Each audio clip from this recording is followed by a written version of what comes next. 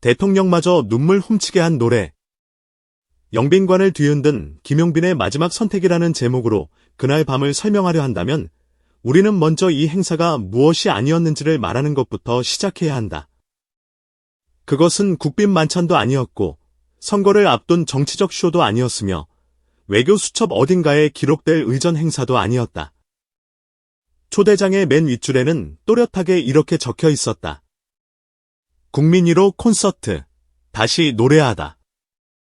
그리고 그 문장 아래에는 조용하지만 묵직한 한 줄이 붙어 있었다. 국가적 재난과 상실, 그리고 치유를 위한 밤, 당신의 목소리가 필요합니다. 초대장은 고급 종이에 인쇄된 몇 줄의 글에 불과했지만 그 종이 한 장이 건네준 무게는 어느 때보다 무거웠다. 누군가는 농담처럼 말했다.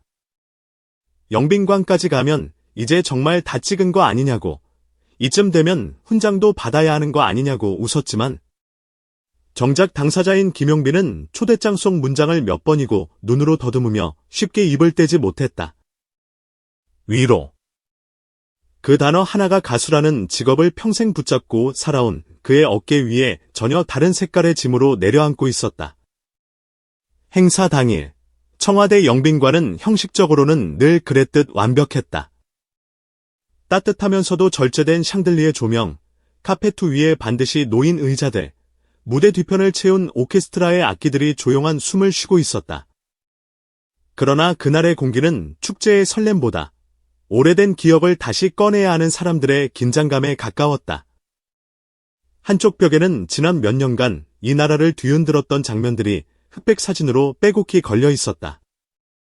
붕괴된 건물 잔해 앞에서 울부짖던 사람들, 방호복 안에서도 피로를 숨기지 못한 의료진의 눈, 가게 유리문에 폐업이라는 새 글자를 붙이는 손. 사진 사이사이에는 기억하겠습니다. 잊지 않겠습니다. 같은 문장들이 종이 반창고처럼 붙어 있었지만 그 약속이 언제나 충분했던 것은 아니었다. 그 사진 앞을 스쳐 지나가는 유가족 대표의 어깨가 아주 작게 떨리는 모습이 포착될 때마다 이 공간이 단순한 행사장이 아니라 아직 덜 끝난 애도의 방이라는 사실이 더욱 선명해졌다. 초청객들의 얼굴을 하나하나 훑어보면 더 그랬다. 대형 사고로 가족을 잃고도 여전히 그날의 시간을 벗어나지 못하는 이들. 팬데믹 이후 삶의 방향을 잃었다가 가까스로 다시 일어나려 애쓰는 청년 자영업자들. 끝없는 경무 속에서 자신보다 타인의 생명을 먼저 챙기느라 지친 의료진과 소방관들. 이름 석자 기사에 실리지 못했지만 이 나라의 통계를 구성하는 익명의 사람들. 그들은 오늘이 위로의 밤이라는 설명을 듣고 왔지만 실제로는 한 가지를 더 두려워하고 있었다. 다시 상처를 건드리기만 하고 아무것도 달라지지 않는 밤이 될까봐 앞줄 중앙에는 대통령과 영부인이 자리했고 바로 옆에는 오래전 아들을 잃은 유가족 대표인 노년의 어머니가 앉아 눈을 감은 채 두 손을 꼭 모으고 있었다. 그의 무릎 위에는 오래 쓴 듯한 작은 손수건이 가지런히 놓여 있었지만 그 손수건이 잠시 후 어떤 역할을 하게 될지는 아무도 알지 못했다. 무대 뒤 대기실에서 모니터를 바라보고 있던 김용빈은 객석을 비추는 화면을 보며 무언가를 꾹 눌러 삼키는 듯한 표정을 하고 있었다. 늘 콘서트장에서는 수만 개의 응원봉이 파도처럼 출렁이고 그의 이름을 부르는 함성이 벽을 흔들곤 했다. 그러나 이날 영빈관의 객석에는 응원봉도, 떼창도 없었다. 대신 숨을 삼키는 소리와 작은 기침, 손톱이 의자 팔걸이를 긁는 미세한 떨림만이 카메라에 잡히지 않는 소리로 흘러나오고 있었다. 저기 앉아 계신 분들에게 내가 도대체 뭘 해줄 수 있을까? 그는 모니터를 향해 조용히 중얼거렸다. 김용빈의 목소리는 더 이상 프로그램 오프닝을 장식하던 그 화려한 고음도, 경연 무대를 쪼개던 폭발적인 샤우팅도 아니었다. 그저 어쩌다 우연히 스피커를 통해 흘러나온 한 청년의 진짜 목소리였다. 사실 이날을 위해 준비된 곡 리스트는 이미 수차례 회의를 거친 결과물이었다. 가장 많은 사랑을 받은 히트곡 중 하나를 시작으로 희망과 제도약을 상징한다는 의미로 특별 편곡된 곡 2개, 그리고 잔잔하게 마무리되는 발라드. 어느 하나 흠잡을 구석 없는 말 그대로 만전한 선택이었다. 누구도 반대할 수 없고 누가 들어도 괜찮았다고 말할 수 있는 구성. 하지만 바로 그 안전함이 김용빈의 마음을 가장 세게 긁고 있었다. 이 정도면 됐다. 나는 말을 스스로에게 할 수 있었다면 편했겠지만 그날만큼은 그럴 수가 없었다. 이건 단순히 행사 출연료 받으러 가는 자리가 아니에요. 매니저가 조심스럽게 던진 한마디는 오히려 그의 불안을 또렷하게 만들었다. 맞아. 그래서 더 무섭다. 나라 전체를 위로해달라는 말 앞에서 그는 자신이 한 번도 경험한 적 없는 책임감과 두려움을 동시에 느끼고 있었다. 무대까지 남은 시간은 30분. 리허설을 마치고도 가방을 풀지 못한 채 서성이고 있을 때 갑자기 휴대전화가 진동했다. 번호는 비공개. 그는 한숨을 내쉬고 전화를 받았다. 수화기 너머에서 들려온 목소리는 대통령 비서실장이었다. 김용빈 씨, 부담이 크시죠? 그 질문 앞에서 그는 잠시 침묵하다 솔직하게 대답했다. 네, 많이 큽니다.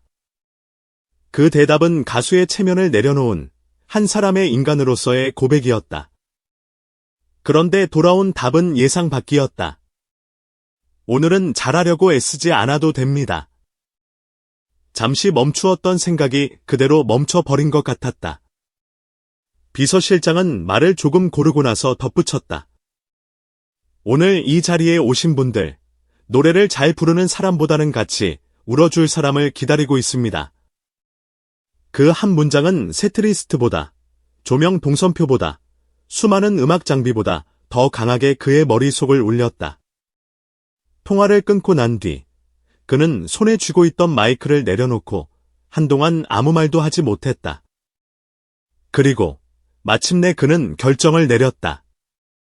곡을 바꾸겠습니다. 그 말에 스태프들의 눈이 동시에 커졌다. 이미 반주는 세팅이 끝났고 조명도 곡에 맞춰 프로그래밍이 완료된 상태였다. 시간이 부족하다는 현실적인 우려가 여기저기서 터져나왔다. 지금 바꾸면 모든 걸 다시 맞춰야 한다는 목소리가 이어졌지만 정작 가장 중요한 사람의 눈빛은 이미 대답을 하고 있었다. 미안해요. 그런데 오늘만큼은 정말 제가 하고 싶은 노래를 해야 할 것 같습니다. 아니, 해야만 할 것 같습니다. 그가 테이블 위에서 꺼내든 악보에는 낯익은 히트곡 제목이 아니라 오래전 수첩한 구석에 적어 내려갔던 노래의 이름이 적혀 있었다.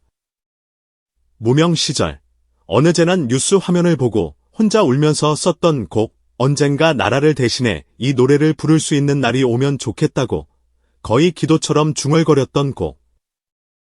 하지만 지금까지 단 한 번도 공식 무대에서 부른 적이 없었던 그야말로 가장 사적인 노래.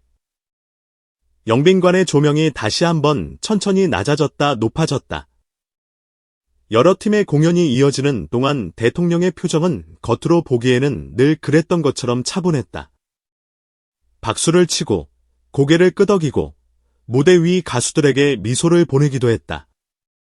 그러나 가까이서 지켜본 수행원들에 따르면 그날의 대통령은 어딘가 시선이 한 곳에 고정된 사람처럼 보였다.